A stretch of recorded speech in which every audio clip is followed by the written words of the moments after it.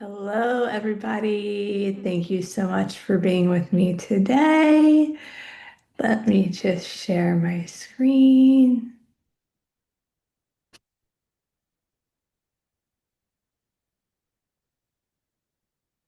Hopefully, you all can see that. Again, my name is Anna Sampson.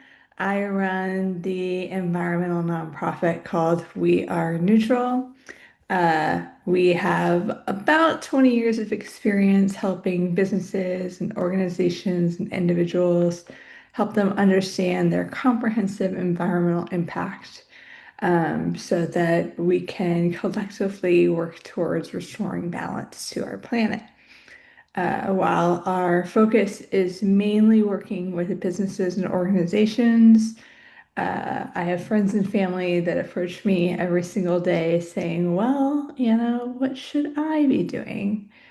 Um, so, uh, the vast majority of people want to do right by each other, I believe, humanity, the world, and our environment. The issue is we don't know where to start. The world is moving at 100 miles an hour, and approaching climate action rightfully seems like a big feat. After spending the last 20-ish years calculating environmental, aka carbon footprints, and researching the actions associated to really move the needle, this session will provide a direction to the question, what should we be doing as individuals to mitigate climate change with a clear point of view and accessible action items? No one is coming to save us. I think we know that. So it's time for we're there for each other in the name of a healthier planet. I wanted to go over for a minute just where we are at.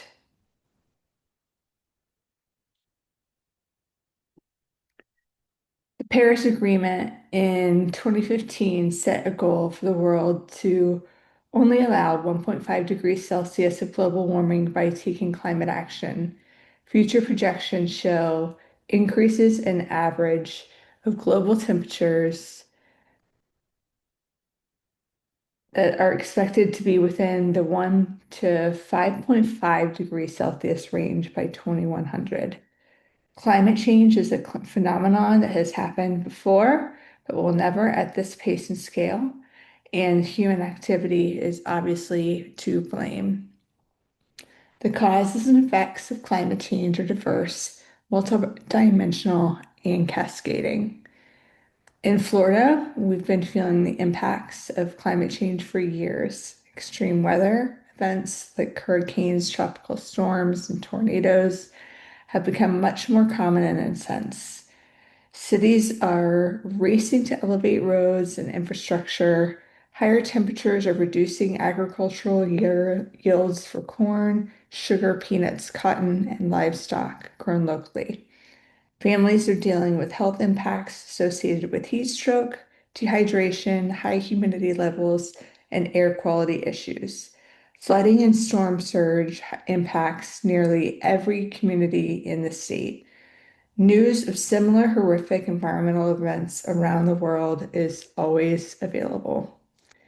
Not only does climate change disrupt natural earth systems and our daily lives in the state of Florida, but it comes with a huge economic cost. The United Nations Intergovernment Panel of Climate Change reports came out earlier this year, um, noted that tidal flooding worsened by sea level rise has led to $500 million in lost real estate value from 2005 to 2016, in Miami-Dade alone.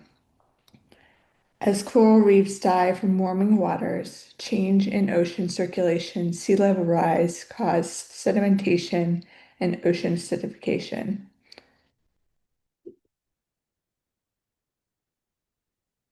Florida stands to lose $55 billion in reef-related tourism money. All of this to point to a reminder that there is no economy on a dead planet. So why does this talk and taking action matter? It's a life or death situation at this point. It's time to act like our home is on fire because it is. Absolutely everything we do is impacted by climate change.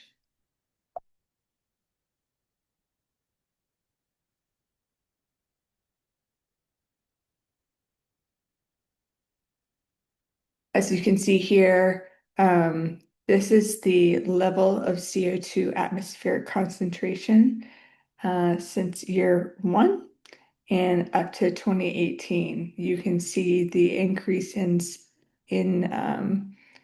concentration starting from the industrial era, and it is only continuing to rise since 2018.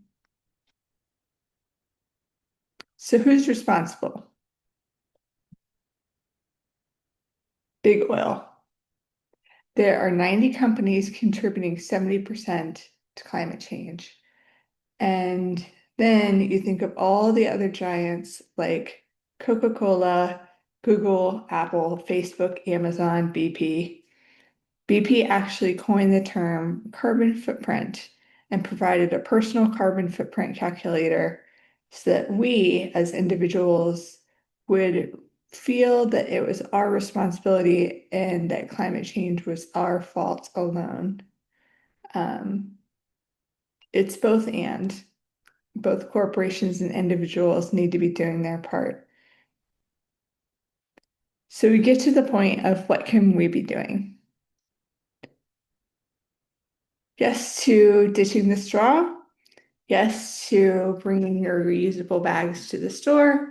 Yes to recycling. Yes to riding your bike, um, buying secondhand, etc. But there are bigger ticket items that I want you all to have in mind. Again, it's both and. Voting with your dollar.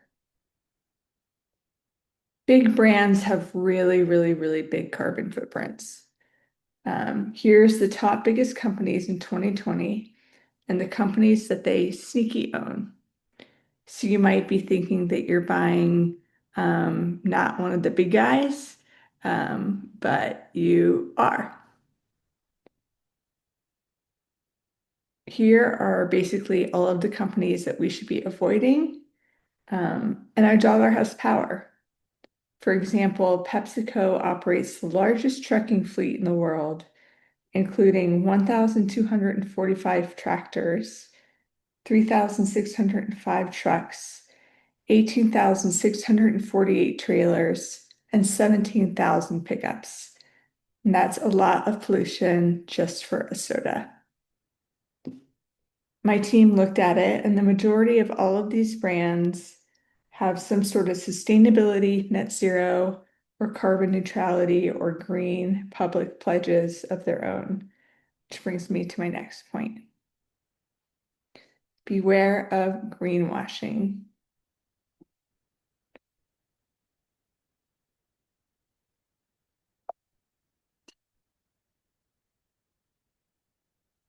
Greenwashing is a practice of making false, misleading, or exaggerated claims about the environment, environmental beliefs of a product, service, or company in order to appear more sustainable or eco-friendly than they actually are.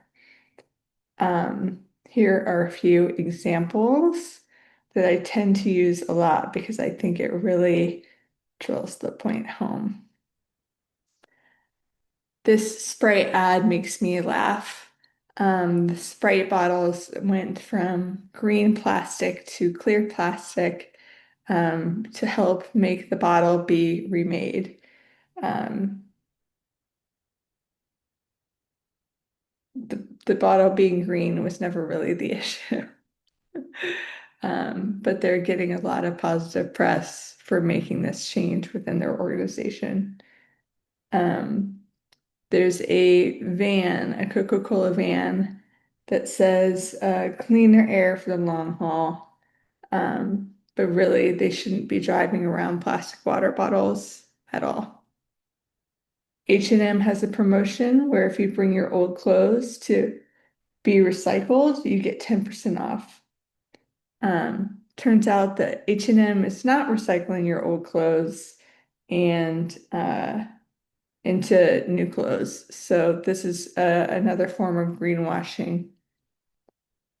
And Huggies, they actually didn't change a single thing about their product. They just put some leaves on their packaging to make you feel that their product was organic and natural. Just like how corporations impact climate change the most, it's important to look at how you're receiving any news. And as a heads up, there's only 6 companies out there that actually control all of the media.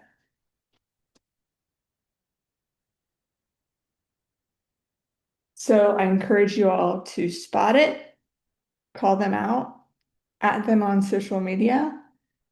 They need our dollars to survive, and we can use our voices to change their ways. I promise, because I'm seeing it happen. Be sure to do your own research too. A company that truly cares about sustainability efforts will have the language embodied in their values. They'll seek rigorous third-party certifications and will go beyond just self-made impact reports and different packaging.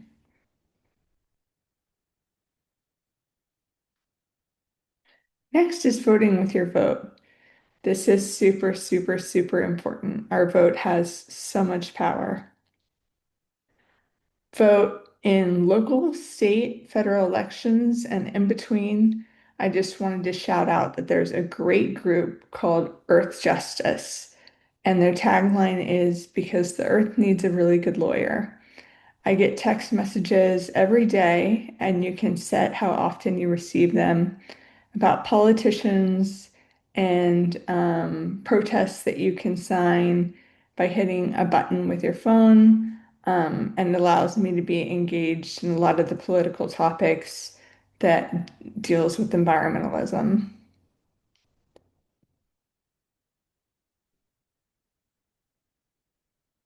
This one I think is really important. Get inspired. So follow environmental groups so that you're absorbing some tips, articles, and inspiration while you're scrolling. So it's constantly something that you're thinking about. Where your attention goes, your energy will flow. Get mad, form opinions, join existing groups, share, like, and comment. Watch environmental documentaries. I do this, what I do for a living, calculating carbon footprints and reading all the news that is out there. Um, I still watch documentaries and learn 100 new things that fuel me, inspire me, educate me, and end up changing my behavior and my perspective. Seek out inspiration that hits close to home. Is it hard to connect with wildflowers in the West because you grew up on the coast of Florida? Start with marine documentaries. Does getting political stress, does getting political stress you out? Start with the science. Ultimately, start with an issue and their associated champions in the areas that you feel most passionately about. Of course, this is probably my favorite. Understand your environmental footprint. We believe that you can only improve what you can measure. This is an example of a residential carbon footprint.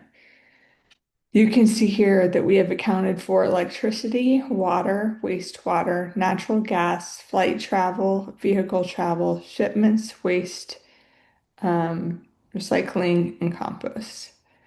And then you can see on the right-hand side what percentage of those variables affect that carbon footprint. You can see the biggest components here are electricity, natural gas, and vehicle travel. I do want to point out that something that is most likely misleading is flight travel. So it's standard protocol when calculating the carbon footprint of a flight for one person that you calculate the carbon footprint of the flight for just that one person. So if there's 200 people on the flight, this one flight that this person took is probably 200 times what is written here. So we have a little asterisk here saying that this only reflects your occupancy of the total flight. And on average, there's 100 to 300 passengers that can occupy a plane. And we like to break this down into um, equivalencies that people can understand. So not everybody is familiar with 15.52 metric tons of CO2e. So this person's carbon footprint is equivalent to 3.4 cars being taken off the road, 588 bulbs being switched to LEDs, and most importantly, 257 trees that are being planted and grown for 10 years.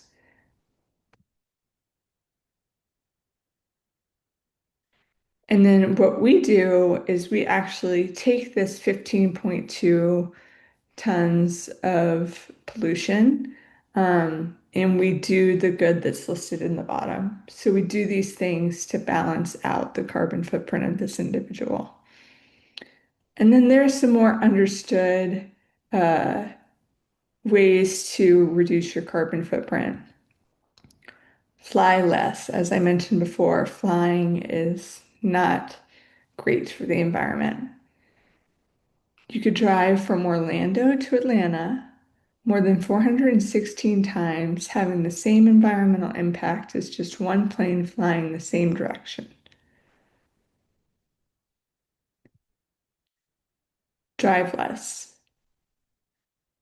Every mile in your every mile you drive in your car produces a 2-foot cube of carbon emissions. Use less energy. Using fossil fuels from your local power grid for your home's electricity has the same environmental impact as powering your home with solar for 25 years. Use less water.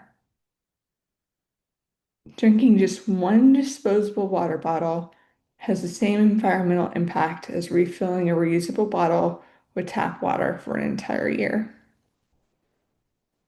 Eat less or no meat. Every individual cheeseburger has the same environmental impact as eating almost 60 salads. Compost. Composting just 1 year's worth of food waste will divert 8 years' worth of carbon emissions from landfilled food waste being added to the atmosphere. So again, I mentioned before that what we do is we take the amount of pollution associated with an organization or an individual, and we do enough good to balance it out to neutralize or compensate for their impact.